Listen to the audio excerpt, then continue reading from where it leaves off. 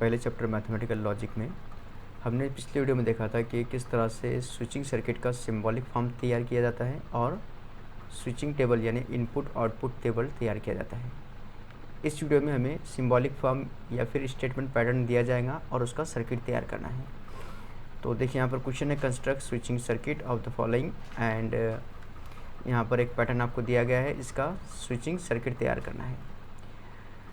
Circuit तैयार करने से पहले कुछ बातें आप रिकॉल कर लें। जैसे हमने पिछली बार देखा था कि अगर दो स्विचेस सीरीज़ में दिए जाए तो वहाँ पर हम एंड का इस्तेमाल करते हैं यानी कंजक्शन का, और दो स्विचेस अगर पैरेलल दिए जाए तो वहाँ हम और यानी कि डिसजंक्शन का यूज़ करते हैं।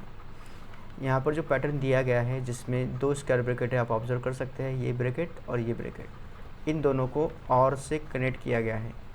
जहाँ कहीं भी और होता है वहाँ पर हमें उन दोनों को पैरेलल ड्रॉ करना होता है।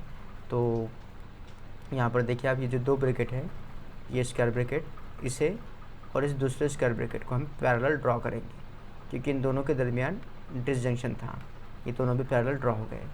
इसके बाद आप इसको ऑब्जर्व करें, इस पहले पार्ट को, तो यहाँ पर P और ये ब्रैकेट यानी नॉट P कंजक्शन Q, ये दोनों फिर से डिसजंक्शन की मदद से यानी और की मदद से कनेक्ट किए गए हैं। तो इन दोनों को हमें पैरेलल ड्रॉ करना है।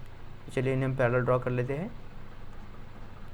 ये दोनों भी एक दूसरे के पैरेलल आ गए। इसके बाद इस पार्ट को देखिए आप, इस पार्ट में फिर से not Q and R not P, ये दोनों भी डिसजंक्शन से कनेक्ट किए गए हैं यानी और से, तो इन दोनों को भी हम पैरेलल ड्रॉ करेंगे। इस ऊपर के हिस्से में ये जो हिस्सा बच गया अपने यहाँ पर नॉट P Q, ये कंजक्शन से कनेक्ट किया गया है, इसका मतलब है इन दोनों को हम सीरीज़ में ड्रॉ कर सकते हैं। चलिए इसे भी हम सीरीज़ में ड्रॉ कर लेते हैं। इसके बाद इस पार्ट के अंदर यहाँ पर नॉट Q R, ये फिर से कंजक्शन से कनेक्ट किया गया है, तो इन दोनों को हम सीरीज़ में ड्रॉ कर सकते हैं। अब इन नामों को जो यहाँ पर हमने तरतीब से ड्रॉ कर लिए, इसे हम स्विच से रिप्लेस करेंगे क्योंकि स्विचिंग सर्किट में स्विचेस का इस्तेमाल किया जाता है। तो यहाँ पर जो P है, यहाँ हम स्विच P का इस्तेमाल करेंगे। यहाँ पर होगा नॉट P स्विच, इधर होगा Q स्विच, ये नॉट Q स्विच होगा यहाँ पर, और यहाँ पर R स्विच होगा। ठीक है, इस तरह से स्विचेस हमने यहाँ पर यूज़ कर लिए। अब क्योंकि स्विचिंग सर्किट में हम स्विचेस के नाम S1, S1 dash, S2, S3 इस तरह से रखते हैं, यानी ये P नॉट P Q इस तरह के स्विचेस के नाम नहीं चलेंगे। तो हम यहाँ पर कुछ स्टेटमेंट तैयार कर लेते हैं, जैसे P switch S1 is closed, या फिर यहाँ पर हम नॉट P लिखते हैं, not P S1 dash is closed, Q S2 is closed, not Q S2 dash is closed, और S3 इज़ क्लोज्ड, इसे हम R से डिनोट करेंगे। अब जहाँ पर भी P है वहाँ पर हम S1 का इस्तेमाल करेंगे, जहाँ पर नॉट P है वहाँ पर हम S2 डैश का, और ये बाकी सब आपके सामने है। इस तरह से हम रिप्लेस कर देंगे। तो ये जो सर्किट है हमारे पास में, देखिए कुछ इस तरह से बन जाएगा, क्योंकि हमें P को रिप्लेस करना है S1 से, इससे नॉट P को रिप्लेस करना है S1 डैश से। तो जो नया सर्किट हमारे पास बनेगा वो इस तरह से बन जाएगा। अब यहाँ पर सिर्फ बैटरी और लाइट यूज़ करना है, और ये प्रॉब्लम हमारा यहाँ पर कंप्लीट हो गया। नेक्स्ट एग्जांपल है जिसमें फिर से आपको एक पैटर्न दिया गया है। तो यहाँ पर आप देख सकते हैं कि ये ब्रैकेट और ये स्क्वायर ब्रैकेट फिर से डिसजंक्शन की मदद से कनेक्ट किए गए हैं, तो इन दोनों को हमें पैरेलल ड्रॉ करना होगा। तो पहले ये ब्रैकेट लिखते हैं यहाँ पर, और उसके बाद में ये ब्रैकेट, और इन दोनों को हम यहाँ पर पैरेलल ड्रॉ कर लेंगे। ठीक है, इससे हमने पैरेलल ड्रॉ कर लिया। अब इस पार्ट की बात करते हैं हम यहाँ पर, जिसमें P और ये ब्रैकेट जिसमें Q कंजक्शन नॉट R लिखा हुआ है, ये फिर से डिसजंक्शन की मदद से कनेक्ट किया गया है। डिसजंक्शन इसका मतलब क्या कि ये दोनों भी एक दूसरे के पैरेलल हैं, तो हम P Q and not R इसको पैरेलल ड्रॉ करते हैं। इस पार्ट के अंदर फिर से Q नॉट R को कंजक्शन से कनेक्ट किया गया है, मतलब Q और नॉट R ये सीरीज़ में होंगे यहाँ पर। इस पार्ट में P Q R ये तीनों भी कंजक्शन से कनेक्ट किए गए हैं, कंजक्शन यानी एन कनेक्टिव, यानी तीनों भी यहाँ पर सीरीज़ में होंगे। अब हम यहाँ पर इन सबको स्विचेस से रिप्लेस करेंगे। यहाँ पर P स्विच होगा, यहाँ पर होगा Q स्विच, इधर R, और ये बाकी सब स्विचेस यहाँ पर तैयार होंगे।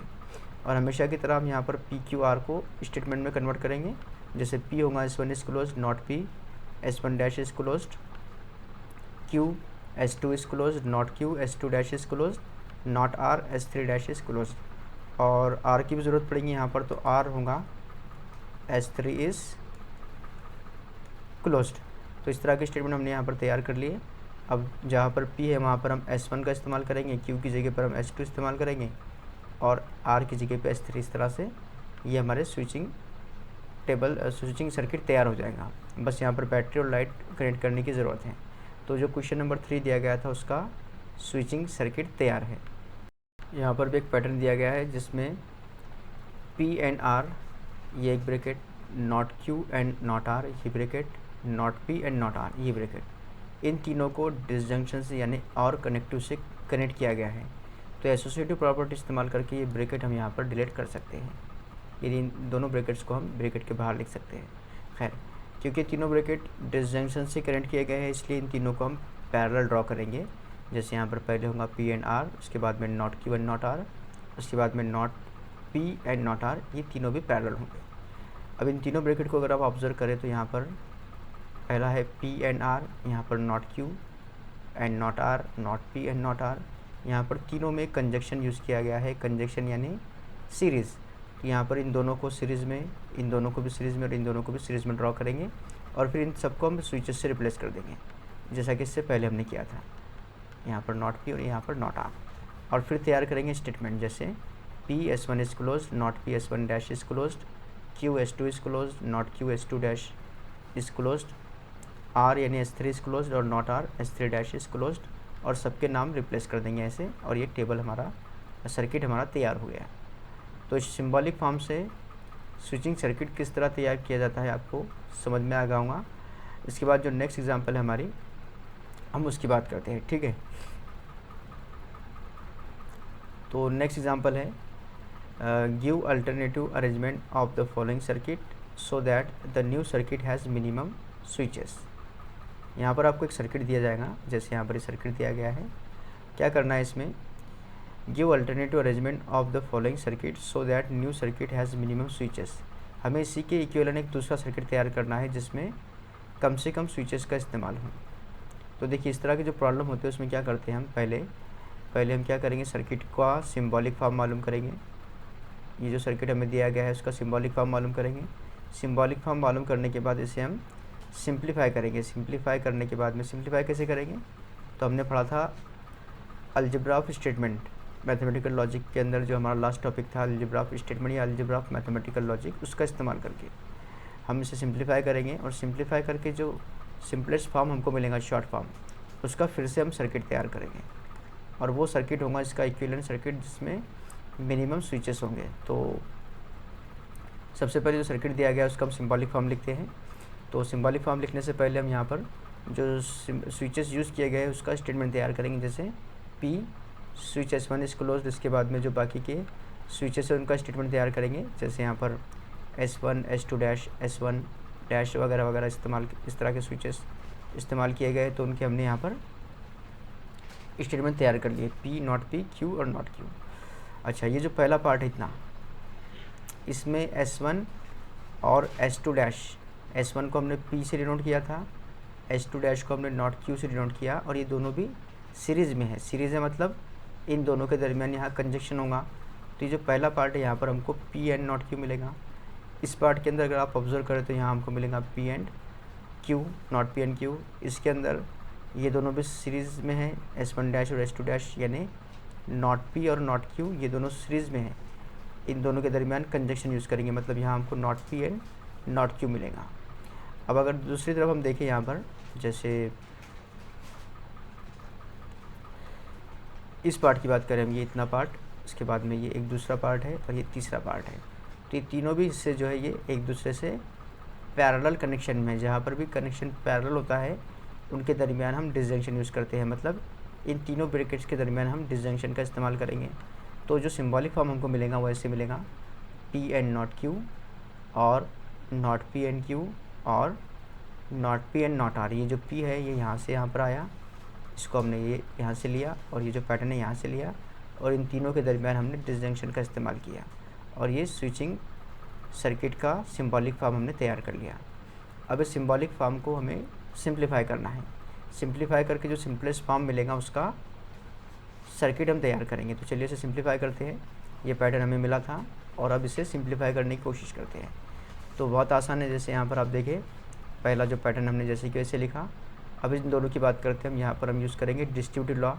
यहाँ पर आप ऑब्जर्व कर सकते हैं नॉट P दोनों में कॉमन है, कंजक्शन भी दोनों में कॉमन है। आप इन दोनों पार्ट्स को कॉमन निकाल सकते हैं। तो डिस्ट्रीब्यूटेड लॉ की मदद से, जैसे यहाँ पर आप देखें डिस्ट्रीब्यूटेड लॉ काम कैसे करता है। इस ब्रैकेट को देखो लेफ्ट साइड में, राइट साइड में, जहाँ पर पी कंजक्शन और पी कंजक्शन कॉमन था तो वो यहाँ पर कॉमन निकल गया इस तरह से।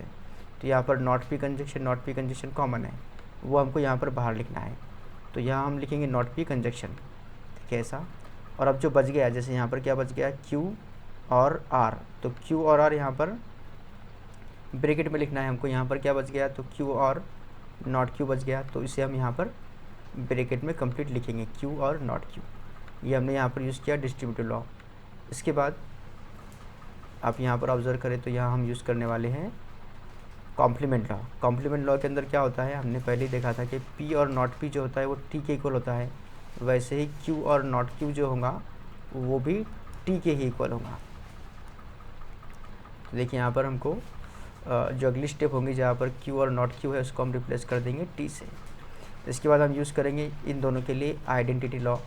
आइडेंटिटी लॉ जो होता है वो क्या होता है, P and T equal to P होता है, तो वैसे ही नॉट पी एंड टी जो है वो नॉट पी के इक्वल होगा। मतलब यहाँ पर हमको मिलेगा, देखिए यहाँ पर हमको नॉट पी मिलेगा, नॉट पी एंड टी की वैल्यू नॉट पी। इसके बाद आप इसे चाहे तो और सिंप्लीफाई कर सकते हैं, ठीक है, लेकिन सिंप्लीफाई करने से पहले हम यहाँ पर कॉमोडिटी लॉ यूज़ कर लेते हैं। जैसे कि हमने यहाँ पर कॉमोडिटी लॉ यूज़ किया। कॉमोडिटी लॉ में क्या होता है कि पी और क्यू जो है वो क्यू और पी के इक्वल होता है। यहाँ पर क्यू की जगह पे ब्रैकेट है, मतलब पी और ब्रैकेट ये होगा ब्रैकेट और पी के इक्वल। तो इस तरह से हमने यहाँ पर कॉमोडिटी लॉ का इस्तेमाल किया। अब दोबारा यहाँ पर हम डिस्ट्रीब्यूटेड लॉ यूज़ करेंगे इन दोनों के अंदर। तो देखिए यहाँ पर डिस्ट्रीब्यूटेड लॉ के अंदर क्या होता है, ये इन दोनों को ऑपरेट करेंगे हम डिसजंक्शन से, तो नॉट पी और पी मिल गया। फिर इन दोनों को ऑपरेट करेंगे नॉट पी और नॉट क्यू इस दूसरे ब्रैकेट में, और दरमियान में कंजक्शन। तो ये हमने यूज़ किया यहाँ पर डिस्ट्रीब्यूटेड लॉ। और नेक्स्ट स्टेप के अंदर इस पहले ब्रैकेट में हम फिर से कॉम्प्लीमेंट लॉ का इस्तेमाल करेंगे, जिसके अंदर जो नॉट पी और पी होता है वो टी के इक्वल होता है। तो नॉट पी और पी अगर टी के इक्वल है तो यहाँ हमको मिलेगा टी, क्योंकि नॉट पी और पी की जगह हमने यहाँ पर टी लिख दिया, तो टी एंड ये ब्रैकेट एज इट इज़। इसके बाद आइडेंटिटी लॉ यूज़ करना होगा इन दोनों के लिए। आइडेंटिटी लॉ क्या होता है, तो टी एंड पी जो होता है वो पी के इक्वल होता है। हमने जब अलजेब्रा ऑफ लॉजिक पढ़ा था तो उस वक्त देखा था कि टी जो है ये 1 की तरह होता है और कंजक्शन जो होता है मल्टीप्लाई की तरह होता है। तो 1 इंटू पी पी के इक्वल होता है। इस तरह से ये काम करता है आइडेंटिटी लॉ, ठीक है। तो ये जो मिलेगा हमको टी एंड ब्रैकेट, हमको ये ब्रैकेट के इक्वल मिलेगा, मतलब जो टी एंड पी होता है वो होता है पी के इक्वल। तो वैसे ही टी एंड ब्रैकेट जो होगा ब्रैकेट के इक्वल होगा, वही लॉ हमने यहाँ पर यूज़ किया, ठीक है। तो आइडेंटिटी लॉ की मदद से हमको ये स्टेप मिल गया। अब इसको हम और सिंप्लीफाई नहीं कर सकते, तो अब इसका हम सर्किट तैयार कर लेंगे, क्योंकि यहाँ पर नॉट पी और नॉट क्यू दो स्विचेस है, दोनों के दरमियान है डिसजंक्शन। डिसजंक्शन का मतलब क्या होता है कि हम नॉट पी और पी को एक दूसरे के पैरेलल ड्रॉ करेंगे। नॉट पी के लिए हमने क्या यूज़ किया था, नॉट पी के लिए हमने यूज़ किया था S1 डैश, और नॉट क्यू के लिए यूज़ किया था S2 डैश। और डिसजंक्शन इसलिए ये दोनों भी एक दूसरे के पैरेलल होंगे, तो जो सर्किट हमारा तैयार होगा यहाँ पर डिसजंक्शन की वजह से ये इस तरह से तैयार होगा, ठीक है। यहाँ पर आप चाहे तो बैटरी भी यूज़ कर सकते हैं ये ऐसे, और यहाँ पर लाइट यूज़ कर सकते हैं, या फिर जिस तरह से यहाँ पर अभी लिखा हुआ है आप ड्रॉ किया हुआ है इस तरह से भी आप ड्रॉ कर सकते हैं। तो ये जो सर्किट हमें दिया गया था उसका सिंप्लीफाइड फॉर्म है, और जो क्वेश्चन नंबर 3 का ये जो एग्जांपल था यहाँ पर ये हमारा कंप्लीट होता है।